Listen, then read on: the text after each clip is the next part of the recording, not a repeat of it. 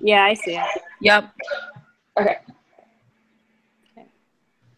Hello, everyone, and thank you for watching our group video debate concerning applied behavior analysis and positive behavior support. My name is Amy, and I am the introducer for our group. My other group members include Aaron, who will be discussing the pro side that ABA and PBS are the same. Shanae, who will be discussing the con side that ABA and PBS are not the same. Andrea providing visuals for both sides. Kayleen will be summarizing each side. And Alexa, who will be fielding questions after both sides have spoken.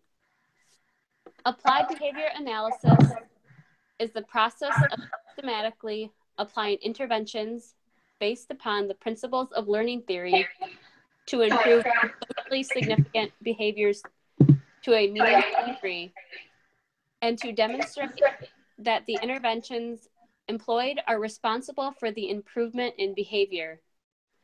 It has been around since the 1960s. ABA is implemented to ensure that each individual's programs are tailored to that individual's unique needs. Not only is ABA effective with the autism population, but it can be implemented with a wide variety of behaviors and ability levels. Types of ABA therapy offered include discrete trial training, natural environment training, and pivotal response training, to name a few. ABA can be implemented in different settings such as schools, home, or centers. The 7 dimensions of applied behavior analysis were introduced by Baer, Wolf, and Risley in 1968. These dimensions include applied, behavioral, analytic, technological, conceptual systems, effective, and generality. This means that implemented evidence-based interventions have a direct, positive impact on the lives of the participants, which can be generalized across context. In the mid-1980s, positive behavior support came into existence. At the time of its creation, professionals wanted to come up with a way to deal with challenging behaviors exhibited by individuals with learning disabilities without using approaches. School-wide positive behavior support is a large-scale implementation used in school. PBS is an approach of using evidence-based practices for establishing the social culture and individualized behavior supports needed for schools to achieve social and academic success while preventing problem behavior. PBS employs a 3-tier prevention model. The first tier is called the primary tier. The purpose of this tier is to provide a foundation of behavioral support for all students by teaching and reinforcing appropriate behaviors. The second tier is a targeted tier, and its purpose is to prevent students from becoming disruptive to the learning environment. The final tier is the intensive tier. The purpose of the intensive tier is to try and reduce the intensity and amount of problem behavior displayed by students. PBS tries to impact environments in which the student functions in order to assume generalization and maintenance. Researchers in PBS support agree upon a set of 4 principles. Focuses on preventing the development and occurrence of problem behaviors.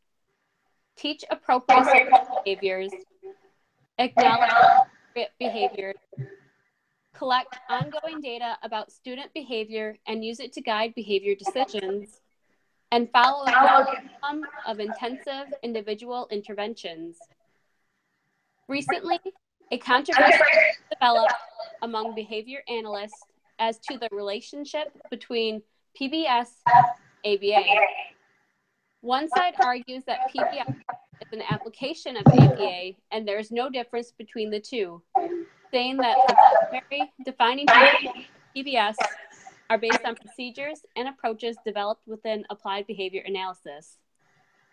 This side also argues that PBS is merely a different approach under the discipline of ABA. The other side of the debate believes that PBS and ABA are two separate sciences despite the origins of PBS. They see it as an improvement to the behavior approaches of ABA. This side argues that positive behavior support is an evolving applied science that stands on its own.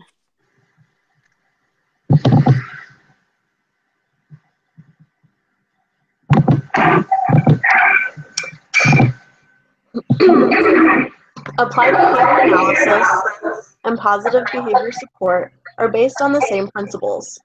In 1968, Baer, Wolf, and Risley wrote an article about the 7 dimensions of applied behavior analysis. Each of these 7 dimensions also apply to PBS. Applied, is this behavior significant to the individual? Behavioral, are you looking at the targeted behavior to change? Analytic, are there functional relationships with the behavior and the environment? Conceptually systematic, is everything described in terms of basic principles of ABA? Technological, can someone pick up your work and replicate it exactly? Effective, are the changes large enough that they are significant to the participant? And generality, does what you taught carry over to other situations and settings?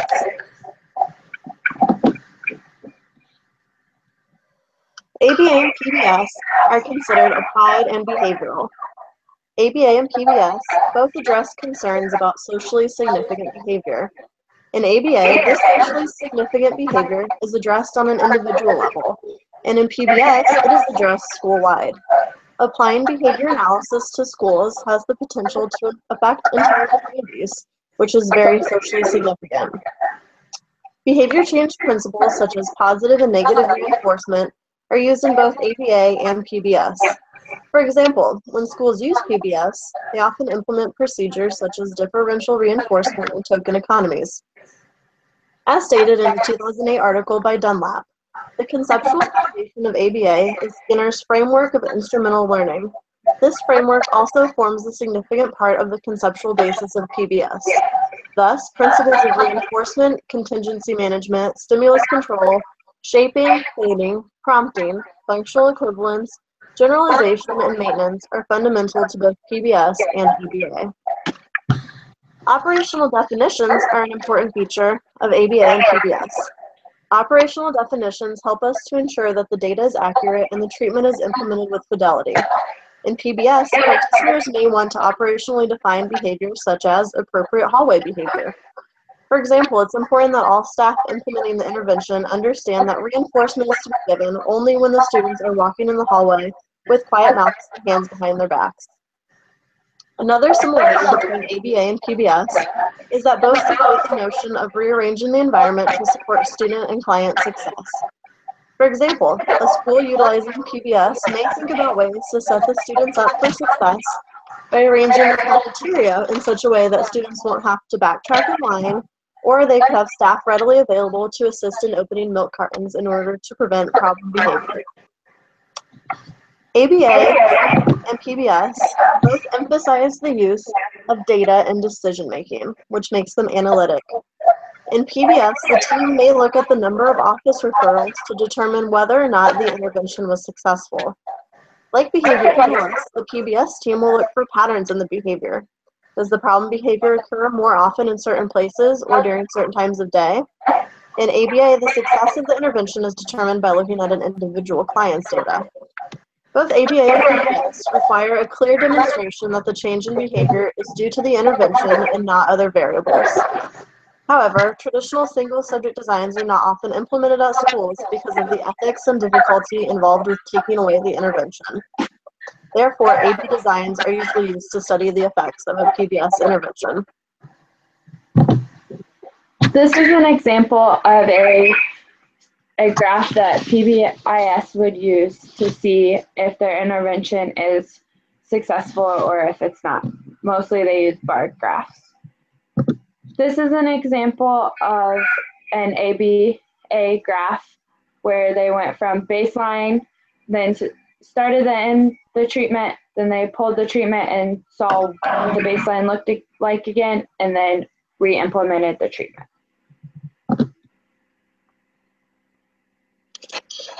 In keeping with Bear, Wolf, and Risley's dimensions of behavior analysis, we will now discuss how ABA and PBS are both technological and conceptual. Applied behavior analysis focuses heavily on the function of behaviors. Behavior analysts conduct FBAs and FAs in order to determine the function of problem behaviors. Similarly, PBS seeks to understand the function of problem behaviors in the school setting. School administration will want to consider why students are yelling in the bathroom. Understanding the function will help in finding an appropriate intervention. Technological precision, or implementing treatments with fidelity, is a crucial component of ABA. Procedures to ensure treatment fidelity are also present in PBS. As Anderson and Kincaid point out in their 2005 article, PBS utilizes team-based leadership, repeated trainings for staff and visuals, cues and models to ensure that staff implement the procedures correctly and consistently. According to an article by Horner and Sugai, investing in valid, reliable, and efficient measures of implementation fidelity led to over 11,000 schools in 2014 systematically measuring PBS with 81% meeting Tier 1 fidelity criteria during the year. This brings me to my last point. ABA and PBS are both proven to be effective. ABA and PBS both focus on decreasing maladaptive behaviors to improve quality of life. PBS displays generality and has been implemented in a variety of settings such as urban schools and rural schools. The results of PBS have proven to be durable and long-lasting. Research findings have indicated that applying PBS school-wide results in a reduction in office referrals and suspensions, a reduction in bullying, and improved social and academic outcomes. ABA and SWPBIS are both evidence-based practices. BCBAs can use SWPBS as an intervention under the Ethics Code 6.01. The code states, above all other professional training, behavior analysis uphold and advance the values, ethics, and principles of the profession of behavior analysis.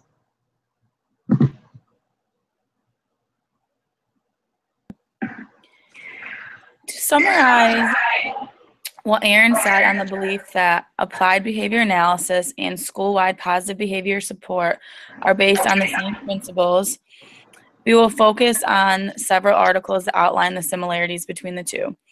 In this specific article, we will focus on the 7 dimensions that tie the two together. School-wide positive behavior support and applied behavior analysis are applied and behavioral according to Bayer, Wolf, and Risley. According to B.F. Skinner, they are analytical and conceptual. Skinner states in his operant learning theory that shaping, stimulus control, prompting, functional equivalence, generalization, and maintenance are all fundamental to positive behavior support and applied behavior analysis. Both applied behavior analysis and positive behavior support focus on the function of behaviors. In applied behavior analysis, we do this through conducting functional behavior assessments and functional assessments. In positive behavior support, the schools also want to know why a child is exhibiting a certain behavior, so they will run a similar procedure to determine the function. Applied behavior analysis and positive behavior support use operational definitions to help ensure all data is accurate and treatment is implemented with fidelity.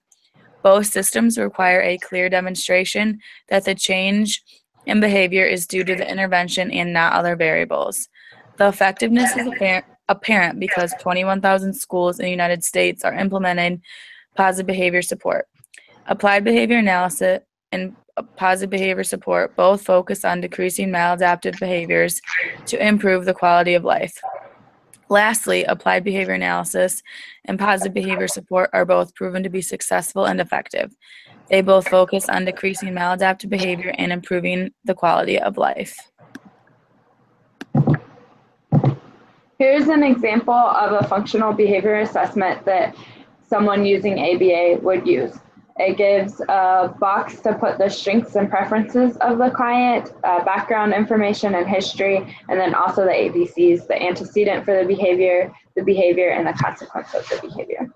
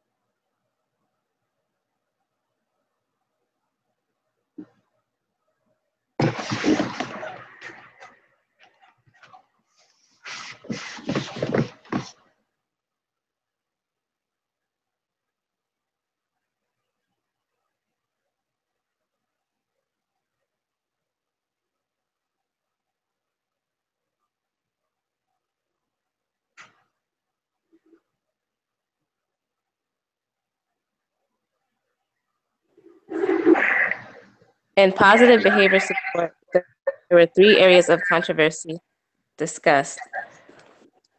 Punitive measures were seen, such as office referrals, suspension, and expulsion. In applied behavior analysis, observation that is used is the preferred method to determine if intervention has been successful. In positive behavior support, the consumer is often a school in which orderly management school environment is the primary interest. This model suggests that the less office referrals equal less challenging behavior. Safe to say that due to the topography, variation, and functional response class targeted, and the measurement systems that are used in positive behavior support, that direct observation is impractical. The second area of controversy that was discussed was the use of aversive control. Positive behavior support, the use of aversive control is ineffective, according to Sidman. And according to Skinner, the assertion is both ineffective and generates counter control. However, in ABA, practitioners tend to avoid the use of aversive control, yet they keep these techniques in their toolbox as seen in the BCBA conduct. Also, the use of aversive control is an area that is underexplored, which makes these techniques difficult to advocate as evidence-based treatment. The last area of controversy that was discussed between applied behavior analysis and positive behavior support focused on a 3-tiered model wherein all individuals receive a primary prevention package. Who need greater support receive a secondary prevention package, and a small portion of individuals who need even greater supports receive an individualized behavior support plan, which is developed by an interdisciplinary team of professionals. In tiers 1 and 2, the packages are unmodified to all individuals in the population. It suggested that in tiers 1 and 2, that they are not functional behavior assessment, but prevention-based. However, prevention is an area solely lacking research in the field of applied behavior analysis, and it should be considered an important part of a comprehensive social problems. Here's another picture of the 3-tier system that is used for PBIS. Tier 1 is the universal, all students in all settings. Tier 2 is selected, so small groups and classrooms. And Tier 3 is targeted, intensive, individual care.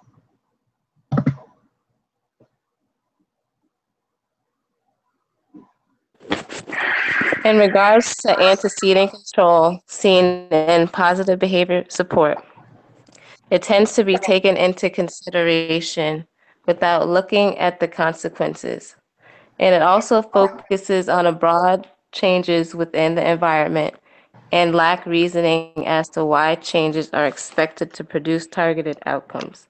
For example, a study in 1994 conducted by suggested that when students were allowed to make choices regarding academic tasks, task engagement increased. However, when they were not allowed to make choices, disruptive behavior increased. Also, support the intervention model is also non-technical in nature. Individuals who practice positive behavior support usually lack ABA training. There is also no academic training, and there are periodic in-service trainings. In the field of applied behavior analysis, the focus is balanced in regards to antecedent influence and consequences, meaning that antecedent control are considered in regards to the consequences. Analysis must also be conceptually systematic, which means that it must include the full 3-term contingency, which is the antecedent, behavior, and consequence. which are all complex and require expertise in order to be effective. Individuals who practice applied behavior analysis are trained and certified. Guidance to those who lack expertise. Certification and training is also required as outlined by the BCBA. Here's a picture for an example of aversive control. He touches the plant with the spiky ends, and it's going to hurt his finger. So then the next time he sees a spiky plant, he probably won't touch it. Here's also for rewards. The reward really gives higher motivation to do the task that's been asked, and then you'll get a greater output for the task. Here's an example of a stimulus fading, which is used with ABA to teach a new skill. It might start with a picture and the word, and then start slowly fading out the picture to then just see the word. Also, ABA uses a prompting hierarchy from most to least prompting or least to most. And it starts with, if you're going most to least, it starts with a physical prompt, and then a partial physical prompt, and then a model, then a visual or a picture, just a verbal cue, a gestural cue, and then just a natural cue. And if you're going from least to most, you start with natural cue and you end with a full physical.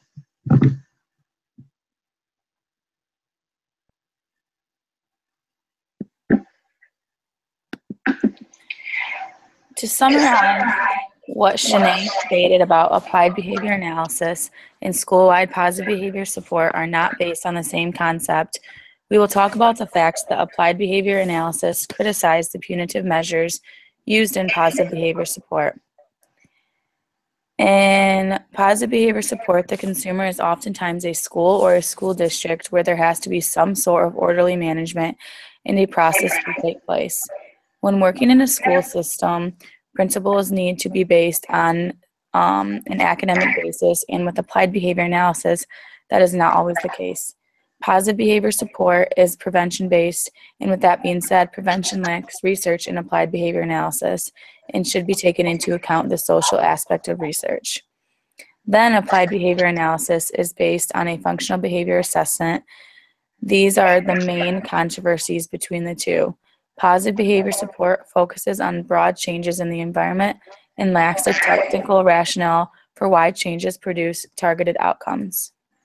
Applied behavior analysis is based on an approach in which trained and certified professionals, such as a board-certified behavior analysis, train staff on the proper techniques to be implemented.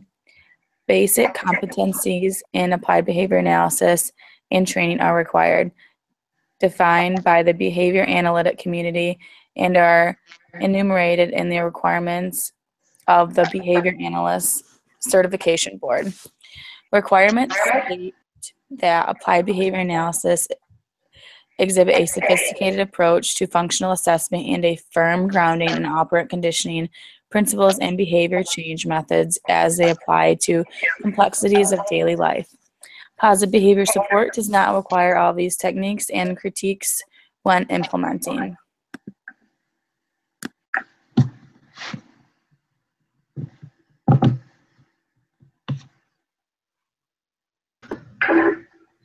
So now we are going to do some frequently asked questions, and we are going to start with the side that ABA and PBS are based on the same principles.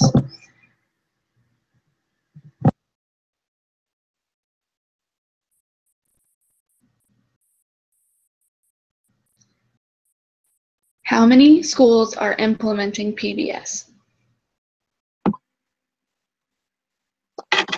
According to the school-wide positive behavior support website, as of 2009, over 7,000 schools in 37 states were using positive behavior support. Can you expand on the treatments used to ensure treatment fidelity? According to the article referenced by Horner and Sugai, schools implementing PBS with high fidelity do the following 4 things. First, they establish engaged leadership teams. Second, they deliver training and support to these teams. Next, they provide resources and time for the training and time to practice the techniques learned. And last, they adapt the procedures in response to data and organizational variables.